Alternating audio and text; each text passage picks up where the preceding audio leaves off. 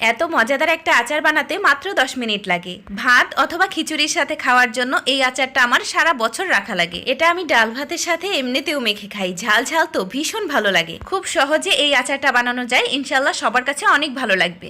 বিশেষ করে যারা নতুন রাঁধুনি আছে তাদের অনেক কাজে লাগবে। ভিডিওটা ভালো লাগলে একটা শেয়ার করে রেখে দিবেন, যাতে বানানোর আগে একবার দেখে নিতে পারেন। 1 কেজির মতো আম নিয়েছি। আমগুলোকে আমি খুব ভালোভাবে ধুয়ে এর পানিটাকে আমি শুকিয়ে নিয়েছি। এখন আমি একটা গ্রেটারের সাহায্যে গ্রেট করে নিব। আপনারা চাইলে কিন্তু বটি দিয়ে কুচি করেও নিতে পারেন এবং খোসাটাকেও ফেলে দিতে পারেন, তবে আমি আজকে খোসা সহই ব্যবহার করব, তাহলে দেখতে অনেক বেশি ভালো লাগে আর একদমই তিতাও লাগবে না। এভাবে করে আমি সবগুলো আম কুচি করে নিব। কুচি করার পরে এর সাথে আমি অ্যাড করে দিব 2 টেবিল চামচ পরিমাণ ভিনেগার। ভিনেগারটা দিয়ে একটু মিক্সড করে আমি ফ্যানের বাতাসে শুকাতে দিব প্রায় 1-2 ঘন্টার মতো। 1-2 ঘন্টার মধ্যে কিন্তু এর পানিটা একদম শুকিয়ে যাবে আর একদম ঝরঝরে হয়ে যাবে। আর এইদিকে আমি একটা মশলা রেডি করে নিচ্ছি। আমি 5-6টা নিয়েছি শুকনা মরিচ, সাথে দিয়েছি 2 টেবিল চামচ পাঁচফোড়ন আর 2 টেবিল চামচ সরিষা। এখন এই মশলাগুলো একটু ফুটে ওঠা পর্যন্ত আমি ভেজে নিব। এরপরে যখন তাপমাত্রাটা কমে আসবে তখন আমি ব্লেন্ডারে গুঁড়ো করে নিব।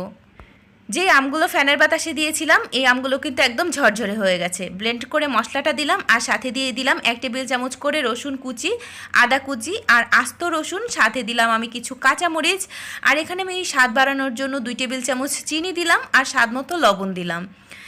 এখন সব কিছু আমি একত্রে একটু মেখে নিব। সাথে আমি হলুদ গুঁড়াটা দিতে ভুলে গিয়েছিলাম, চাইলে হলুদ গুঁড়াটা দিতে পারেন। হলুদের গুঁড়াটা দিলে কালারটা খুব সুন্দর হয়। এখন হলুদের গুঁড়াটা দিয়ে আমি আরও কিছুক্ষণ সময় মেখে নিব। এই পর্যায়ে কিন্তু লবণ এবং চিনিটা টেস্ট করে নেবেন। লবণ প্রয়োজন হলে এর সাথেই অ্যাড করে দিবেন। হালকা একটু চিনি দেওয়ার কারণে কিন্তু অনেক গুণ টেস্ট বেড়ে গেছে। এরপরে আমি একটা কড়াইতে দিয়ে দিব বেশ কিছু সরিষার তেল। সরিষার তেলটাকে একদম ফুটন্ত গরম করে নিব। যখনই তেলটা গরম হয়ে যাবে এর মধ্যে আমি কিছু গরম মশলাও অ্যাড করে দিয়েছিলাম। এরপরে আমি কাচের জারে সেই আমের কুচিগুলো মানে আচারটাকে দিয়ে দিচ্ছি। আচারটাকে কিন্তু একদমই চেপে চেপে দেওয়া যাবে না, আলতো হাতে উপর থেকে দিয়ে দিতে হবে, যাতে করে ভিতর পর্যন্ত তেলটা পৌঁছাতে পারে। এই আচারটা তেলের মধ্যে ডুবে থাকলে কিন্তু অনেক বেশি ভালো লাগে। আমি আস্ত কাঁচামরিচ আর আস্ত কিছু শুকনা মরিচও অ্যাড করে দিয়েছি দেখার সৌন্দর্য এবং খেতে ভালো লাগার কারণে। এখন আমি সেই ফুটন্ত গরম তেলগুলো এই আচারের উপরে দিয়ে দিব।